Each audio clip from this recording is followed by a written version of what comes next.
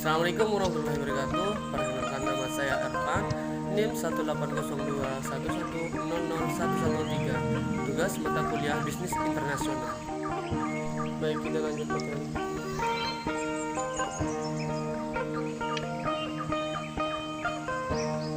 Bisnis Internasional.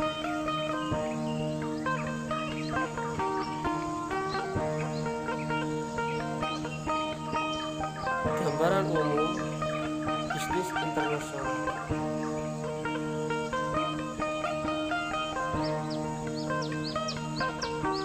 Pengertian ekonomi internasional. 1. Bagian dari ilmu ekonomi yang mempelajari dan menganalisis tentang transaksi dan permasalahan ekonomi internasional yang meliputi perdagangan, keuangan atau moneter, organisasi swasta atau pemerintahan, dan kerjasama ekonomi antar negara.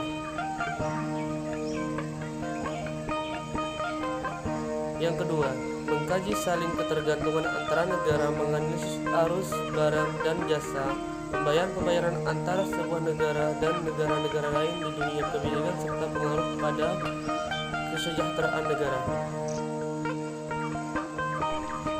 Selanjutnya, yang keempat, mempelajari masalah-masalah yang berkaitan dengan hubungan ekonomi antara satu negara dengan negara lain.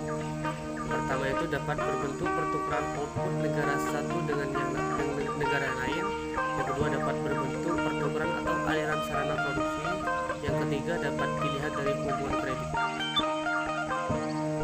Selanjutnya, ruang lingkup ekonomi internasional. Ada 4 macam. Yang pertama itu teori dan kebijakan perdagangan internasional.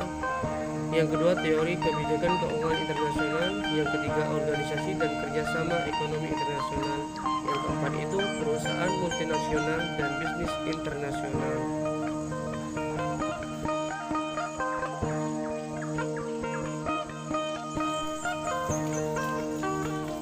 Selanjutnya itu permasalahan ekonomi internasional. Ada 9 macam. Yang pertama itu pola perdagangan. Yang kedua, harga ekspor dan impor. Yang ketiga, manfaat perdagangan. Yang keempat itu pengaruh makro. Selanjutnya yang kelima, mekanisme neraca pembayaran. Yang keenam, politik perdagangan luar negeri. Yang keenam, 7, persekutuan perdagangan. Yang kedelapan, modal luar negeri. Yang kesembilan, pengalihan teknologi. Selanjutnya, peranan dan pengaruh ekonomi internasional. Yang pertama, aspek makro. Ada 2 macam, ditinjau dari sisi supply dan demand. Yang kedua, ditinjau dari perhitungan pendapatan nasional. Yang kedua itu aspek mikro, pengaruh ekonomi permasalahan khususnya keuangan internasional. Bisa dilihat aspek makro ditinjau dari sisi supply dan demand. Bisa dilihat dari bawah, keseimbangan ekonomi nasional. Bisa dipahami sendiri D dan L, B dan E. Ada yang aspek makro seperti ini.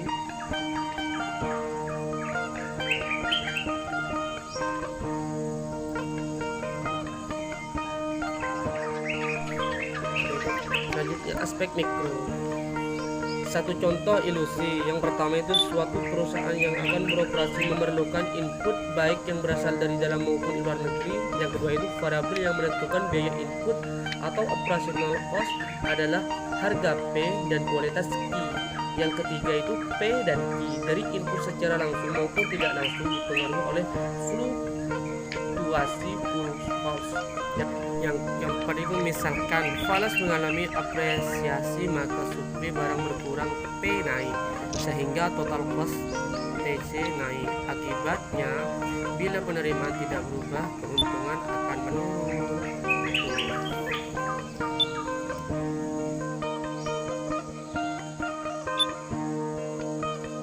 Nah, selanjutnya definisi perdagangan. Ada 3 macam, yaitu yang pertama proses tukar menukar yang didasarkan atas kehendak sukarela dari masing-masing pihak. Yang kedua itu pertukaran yang terjadi karena paksaan ancaman perang, tidak termasuk dalam arti perdagangan yang dimaksud.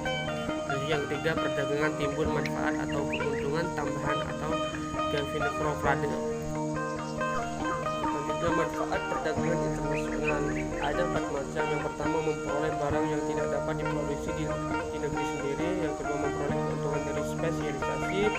Dan yang ketiga, memperluas pasar dan menambah keuntungan. Tiga, memperluas teknologi modern.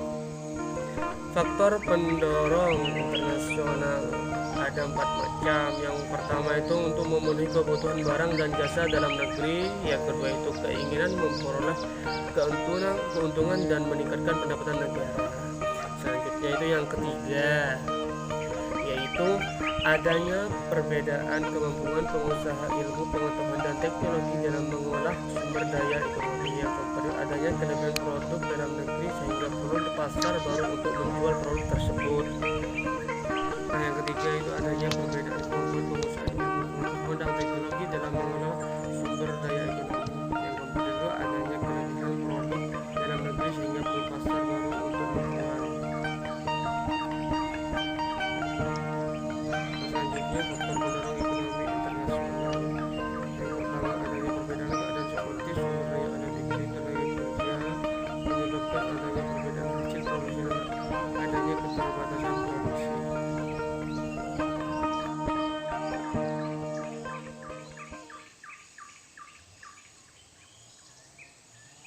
Nah, yang kedua, adanya kesamaan selera terhadap suatu barang. Yang ketiga itu keinginan membuka kerjasama, hubungan politik dan dukungan dari negara lain. Yang keempat itu terjadinya era globalisasi sehingga tidak satu negara pun di dunia dapat hidup sendiri. Baik, cuma itu saja yang bisa saya jelaskan.